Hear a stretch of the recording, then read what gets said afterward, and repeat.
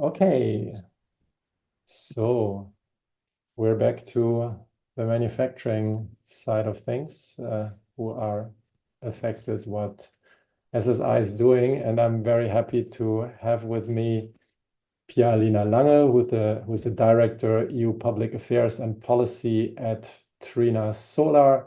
And Alina will talk about looking behind the curtains, the journey of sustainable solar at Trina. Alina, the floor is yours. Thank you very much. While I'm trying to open my presentation, so my name is Pia Alina Lange. I'm the Director for Public Affairs and Policy at Trinasolar. And I do hope my presentation is kicking in now with the right mode. Okay, good. I got the thumbs up. So we already heard quite a lot from, peers in the industry. Trinasolar, obviously, as one of the tier one producers, manufacturers, has a lot to say about sustainability as well. I will be slightly focusing more on the concepts and the logics behind our sustainability program today. So a little less listing of, what we are doing, but really what is actually driving it. Which questions do we have to ask ourselves if we want to do a robust sustainability strategy? And maybe let me start with one thing. It doesn't come as a surprise when I say that the climate crisis really is driving industry, but also policy strategies globally. I think it is fair to say that it has become one of the most pressing objectives of mankind. And so when we started out actually 26 years ago, it was our clear vision to contribute to that objective, obviously, and lead the way to a net zero future. You see here the portfolio, the topics, the businesses that we cover, from PV storage, smart grids, but also capturing hydrogen, for example, electrolysis production. So, really this idea of decarbonization and the net zero future really sits at the core of our DNA. It is what is really driving our core business on a daily basis. The truth is, sustainability is so much more than decarbonization. And if you're just looking at what the EU has done the past 5 years in their sustainability policy portfolio, you really can see how vast the menu is of the things you should be talking about and you should be looking into. And what we see here are three main pillars in my eyes: the social and governance part. It is indeed the carbon footprint, the decarbonization pillar, and then everything pertaining to circularity, resource efficiency. You can see that, all these three items, actually, they are hugely, but they really are driving, what businesses and products should be doing most. So, sustainability, and I think that is really the conclusion of my starting remarks, really goes beyond decarbonization. And this is also what is reflected in our own company commitments. So today I will be focusing on three elements, if you want: sustainable manufacturing, sustainable financials, and also Ben from Lange already alluded to that, and sustainable product design. It really is, by examining every corner of sustainability, understanding every stage of the value chain, but also every shareholder or stakeholder that comes with it, that you actually really can ideally assess your impacts that you're having and develop the right strategy. Now, that's why I'm also not starting with the first phase of the value chains with the manufacturing, the operation part, but actually with the end of it, the product that we want to bring to the market and the solutions and the benefits this product should generate, because that really is driving, right? So product design and understanding, if you want, the sustainability credentials that, are key to the market, to the policymaker, to your product community, define actually every choice of your business, from supplier selection and supplier management to incorporation to energy and emissions control at the manufacturing and the production phase, but also to things such as substances recovery at the end of life phase. I'm talking here about things such as PFAS. The EU is talking a lot about banning PFAS, so polymers, from different products. And when you already are thinking, okay, what can mean that for a product, you obviously approach the product design in a completely different way. And this is not just about creating, economic value, right? Meeting best what your market is demanding, but it is really about understanding the challenges that we have today and the challenges that we might have in the future, and how your product can not only address them, but actually even mitigate them. And to give you maybe an example of what that means concretely, when we are looking at our Vertex S Plus module, in short, we use less in order to do more, right? So we use less energy and water consumptions. We use less, toxic, hazardous, for example, but also, we create less waste. By, for example, having a thinner glass sheet, by having an optimized frame, for example, but also by, for example, reducing simply the plastics that we use in the module by substituting them by glass. So having a completely different product design. And that really, I think, is a very good example of, how you should be approaching sustainability when we are talking about the product itself, right? We are now moving to the actual life phase of a solar module, where we actually have the most risk of adverse impacts, right? But also where the best opportunities for sustainability lie, and that is indeed the manufacturing phase. And in my eyes, there are three elements that we need to look at most. That is the carbon content, and we already heard a lot about that today. So really the carbon emissions that you're emitting during the operations. It is about the sustainability of your supply chain, because it is not enough to just be looking at what you are doing, but also what are your suppliers doing, and then everything pertaining to resource efficiency. Now, one of the things that we at Trinasolar have done in order to address the carbon aspect is to establish the green factory concept, right? And that has allowed us over the years now to save more emissions than we are actually emitting. You can see here that we emitted during operations, and that includes, for example, also R&D, administration, etc., that we emitted about 4.5 million tons, so 4.48 million tons of emissions. In the same period of time, we have implemented so many measures in order to address greenhouse gas emissions that we actually could save more emissions than we emitted. And you can see here 4.82 million tons. So, on a theoretical point of view, we are already talking about, how do you get to carbon negative? And obviously, it makes us very, very proud that these efforts are also being recognized. And so the Yiwu factory is the first actually in the PV module industry that has received the Zero Carbon Factory certification. And I just learned from my colleagues in headquarters that some days ago that certificate was renewed, and we actually even outperformed the previous year ranking. So that really makes us very proud, when we are looking at all the efforts that we are doing, that this also is being recognized and pays off. Now, looking into the future, so not only what is happening now, but looking into the future, you have to have a clear goal, right? You have to understand exactly where you want to be. And for us, this is our 2030 Sustainable Development Strategy, where we have set energy use and emission savings really at the center. And our energy emissions roadmap foresees that by 2030, so within a few years now, we have to save 1 billion kilowatt hours of electricity in our global operation. And how do we get there?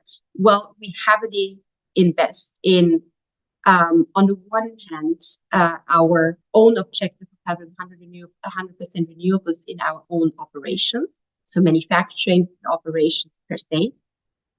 And that sounds not very easy, because we are saying, well, we are renewable energy producers or manufacturers.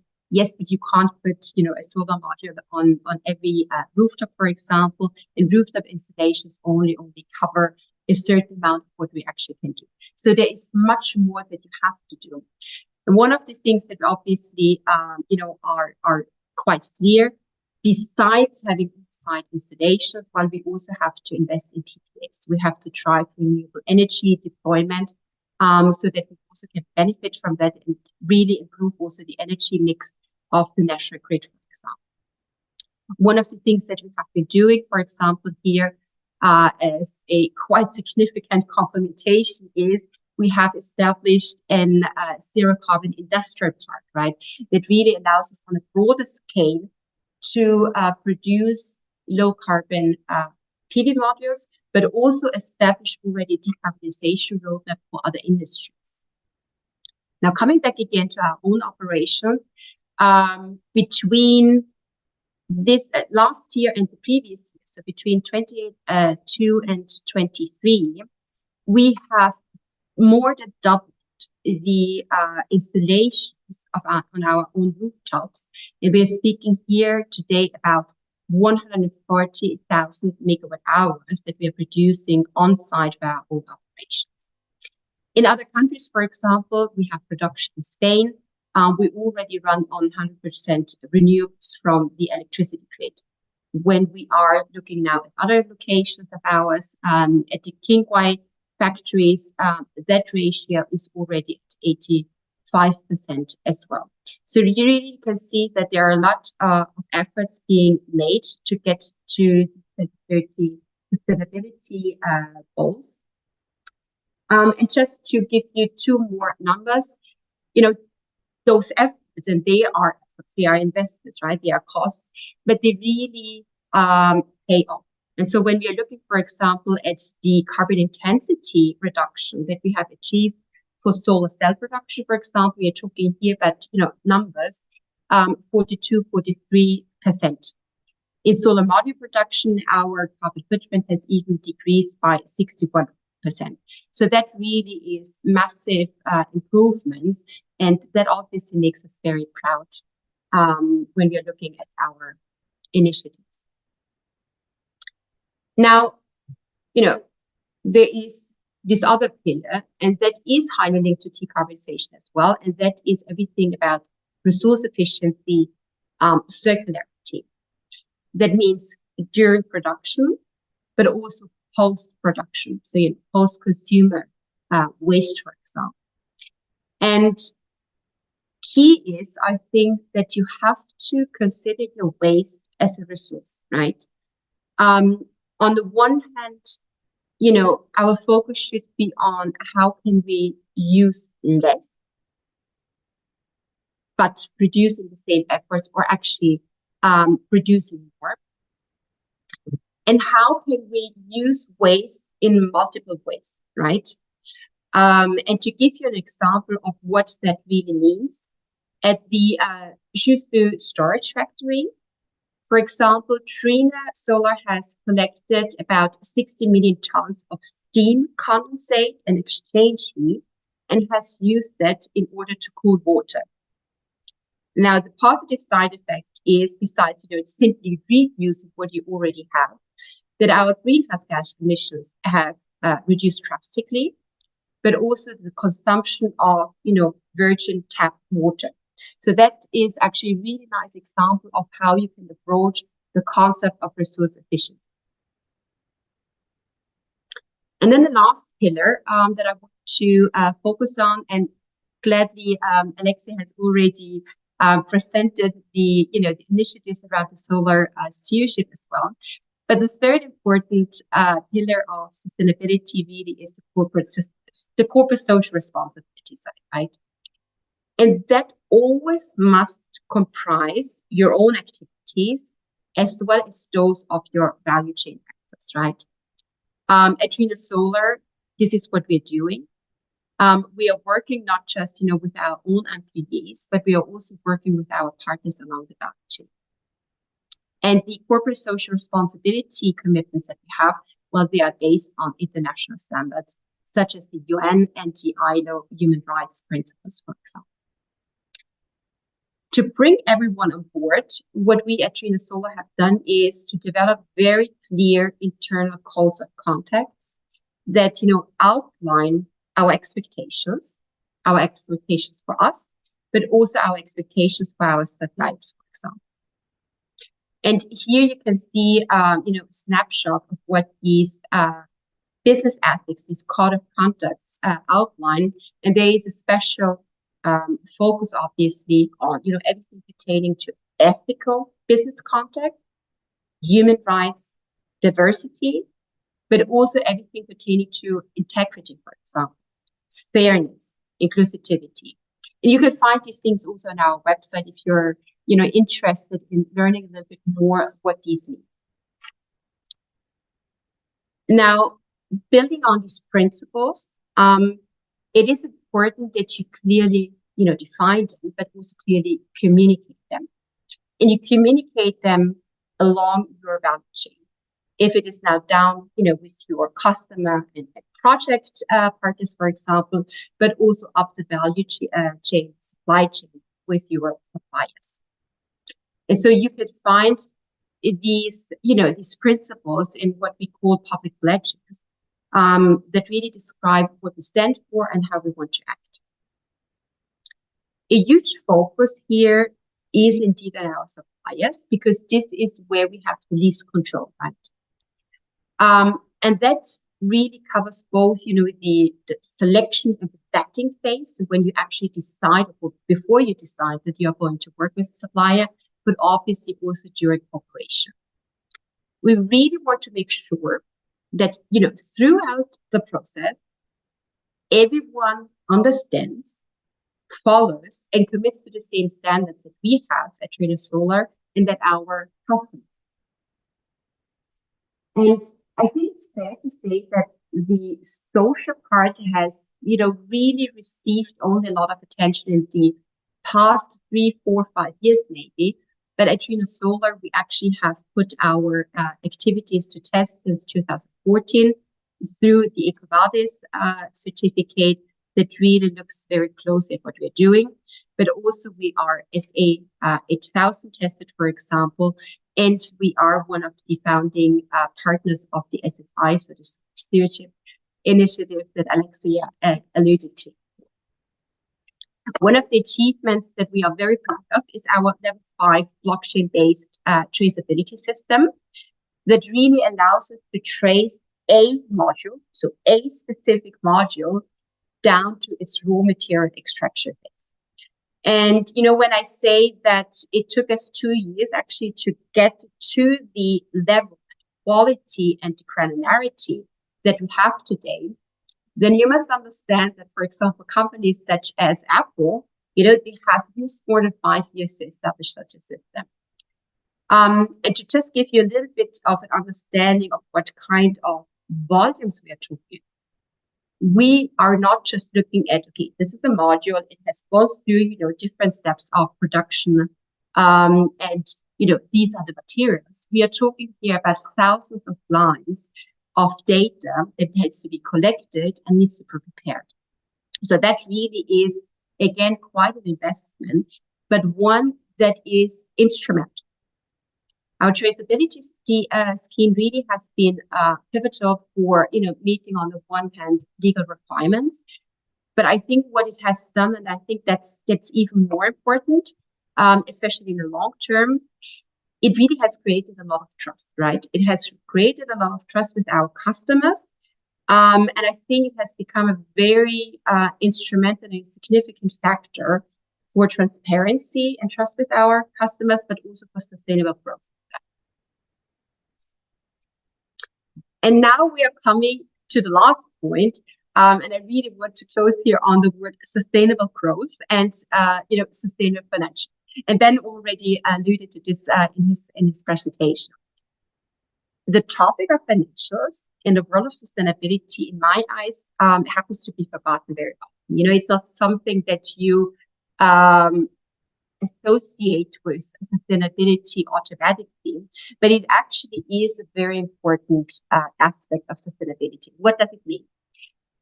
In order for renewable energy projects to materialize, well, you know, developers often need funding, right? And for banks to take a positive funding decision, they obviously are looking at the bankability of the components manufacturers. So it is crucial to have robust financial figures to drive actually the acceleration of green energy. That's the one aspect. At the same time, those robust financial figures ensure that you actually have the grounds to further invest in sustainability, to invest in innovation, to invest in breakthroughs, right? Without that, you can't get to this point to really, you know, make significant investments. So sustainability is also a matter of financial strength.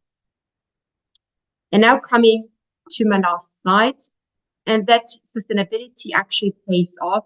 That really can be shown and seen on this slide here. This features, you know, some of the recognitions that we have received from international industrial awards or, you know, ranking systems. If it's not a Kiva, we have performed here as 10 times successive top performer, for example. We have been certified, you know, by different schemes for decarbonization, but also for our PFAS-free solar modules. And so as a closing remark here, you know, sustainability is indeed an investment. I said this, I think, quite often now throughout the presentation. It is a cost, it is an effort, but it is also your greatest guarantee for success in a changing world. And so thank you very much for listening to my presentation. And I'm very, very much looking forward to taking part of the panel with you. Thank you. Okay, great. Thanks, Alina. I would have a lot of questions, but I also saved them for the panel, so we continue and win some time. I think there's one question in the chat. Maybe you can answer that in the meantime, if you can. I think it's pretty technical. Otherwise, yeah, let's talk later. Thanks a lot again.